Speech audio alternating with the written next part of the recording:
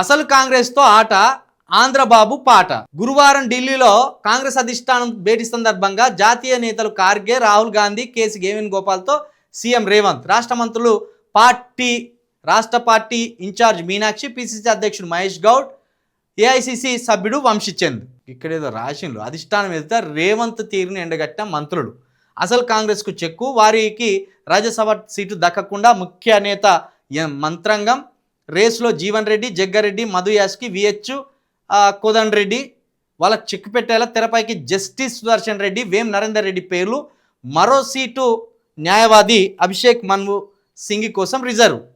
ఇక్కడ ఏం జరిగిందంటే, ఇప్పుడు రేసులో ఉన్న జీవన్ రెడ్డి అసలైన కాంగ్రెస్ నాయకుడు, జగ్గారెడ్డి అంటే ఆయన కూడా వేరే పార్టీ నుండి వచ్చినోడే, మధు యాస్కి, విహెచ్ లేకపోతే కోదండ్ రెడ్డి వీళ్ళంతా కూడా ఒరిజినల్ కాంగ్రెస్ నుండి వచ్చినారు. ఒక విధంగా ఈ సుదర్శన్ రెడ్డి ఉపరాష్ట్రపతి కోసం పోటీ చేసి ఓటమి పాలైండు. వేం నరేందర్ రెడ్డి అంటేనే ఇప్పుడు ముఖ్యమంత్రి గారికి షాడో, నీడలాంటోడు. ఒకనాడు వైఎస్ కేపీ రామచంద్రరెడ్డి ఎంత సఖ్యంగా స్నేహంగా ఉండేదో అలాంటి బంధం ప్రస్తుతం వేం నరేందర్ రెడ్డి రేవంత్ రెడ్డి గారి మధ్య ఉన్నది. ఓ విధంగా వీళ్ళు వ్యాపార సంబంధాలతోటే స్నేహితులైనప్పటికీ ఆ బంధం బలపడి థిక్కెస్ట్ ఫ్రెండ్స్ అయిపోయినారు. ఇప్పుడు ప్రభుత్వంలో ఎవరి మాట వింటాడు రేవంత్ రెడ్డి గారు అంటే అది వేం నరేందర్ రెడ్డి. ప్రస్తుతం ప్రభుత్వ సలహాదారుగా ఉన్నప్పటికీ తెర వెనుక రాష్ట్ర ప్రభుత్వాన్ని కనుసైగలతోటి శాసిస్తున్నది ముఖ్యమంత్రి గారి తర్వాత వేం నరేందర్ రెడ్డి గారు.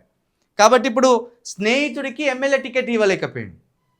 ఆయన ఎమ్మెల్యే పోటీ చేయాలనుకున్నాడు, కానీ సమీకరణాల వల్ల స్నేహితుడికి ఎమ్మెల్యే టికెట్ ఇవ్వలేకపోయాడు.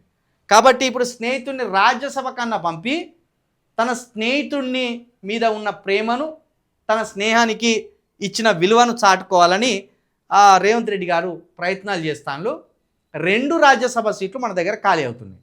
అందులో ఆ రెండింటిని కూడా తన వర్గానికి సంబంధించిన, ముఖ్యంగా తన వర్గం అంటే రెడ్డిలు అని కాదు, తను చెప్పితే వినేవాళ్ళు, తన కోటరీకి సంబంధించిన వ్యక్తులకు రేవంత్ రెడ్డి గారు ఇప్పించుకోవాలని చూస్తాను. ఎందుకంటే పైన కూడా జీవన్ రెడ్డి రెడ్డి వర్గమే, మా జగ్గారెడ్డి రెడ్డి వర్గమే, కోదండరెడ్డి రెడ్డి వర్గమే.